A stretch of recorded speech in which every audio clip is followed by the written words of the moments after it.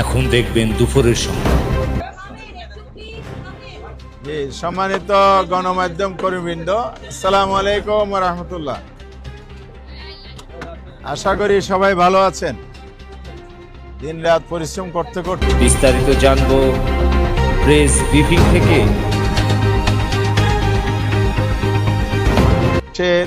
12 ফেব্রুয়ারি রক্তাক্ত জুলাই অভ্যুত্থান উত্তর জাতীয় নির্বাচন, একই দিনে রেফারেন্ডাম অনুষ্ঠিত হয়েছে। এটা আমাদের দেশবাসী, দেশের জনগণ এবং বিশ্ববাসীরও একটা দীর্ঘ প্রত্যাশিত নির্বাচন।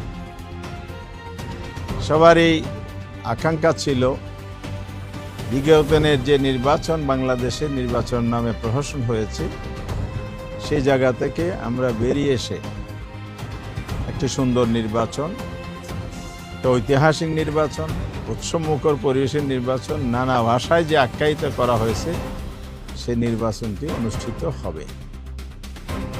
আমরা লক্ষ্য করেছি 12 ফেব্রুয়ারির ইলেকশনে প্রথম ধাপে, কারণ ইলেকশনের তো কয়েকটি ধাপ আছে, একটা হচ্ছে ভোট গ্রহণ, দ্বিতীয় হচ্ছে ভোট গণনা, তৃতীয় হচ্ছে ফলাফল প্রকাশ।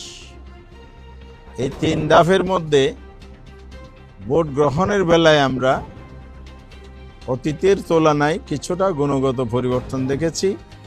খুনাখুনি, বড় ধরনের সহিংসতা তেমন দৃশ্যমান ছিল না। তবে ভোট গ্রহণকালীন সময়ে ভোট কেন্দ্রগুলো ভিজিট করতে গিয়ে আমরা যেটা দেখেছি, সেখানে অসুস্থ পরিবেশ বিরাজমান ছিল নানা ধরনের। অর্থাৎ ভোট গ্রহণ সূচনা সুন্দর হলেও সমাপ্তি সুন্দর হয় নাই। এখানে জাল ভোট হয়েছে প্রচুর, কালো টাকার ছড়াছড়ি হয়েছে এবং কোথাও কোথাও হুমকি, দমকি, সন্ত্রাস, মারামারি অথবা হামলার ঘটনা ঘটেছে। বড় ঘটনা না ঘটলেও সুষ্ঠু নির্বাচনের জন্য এগুলো নির্বাচনকে প্রশ্নবিদ্ধ করার জন্য বিভিন্ন উপাদান তৈরি হয়েছে এখানে। সেকেন্ড থিং হচ্ছে, যারা নির্বাচন প্রক্রিয়ার সাথে জড়িত ছিলেন মাঠ পর্যায়ে, সেখানে প্রার্থীদের পক্ষ থেকে, প্রার্থী সিভিলিয়ানদের পক্ষ থেকে বিভিন্ন ধরনের অভিযোগ, কমপ্লেন দায়ের করা হয়েছে।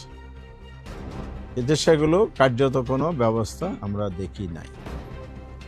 এরপরে আইন শৃঙ্খলা নিয়োজিত বাহিনী, যৌথ বাহিনী, এখানে অস্ত্রোদ্ধারের জায়গাটাও আজকের কমিশনও একই কথা বলেছেন যে এখনো 4 শতাধিক পিস্তল হারানো উদ্ধার হয়নি।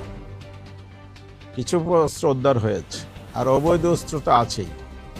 সব মিলে এই জায়গাটাও নির্বাচনের মধ্যে প্রভাব তৈরির ক্ষেত্রে এই অস্ত্রগুলো ভূমিকা রেখেছে, আমাদের কাছে রিপোর্ট আছে।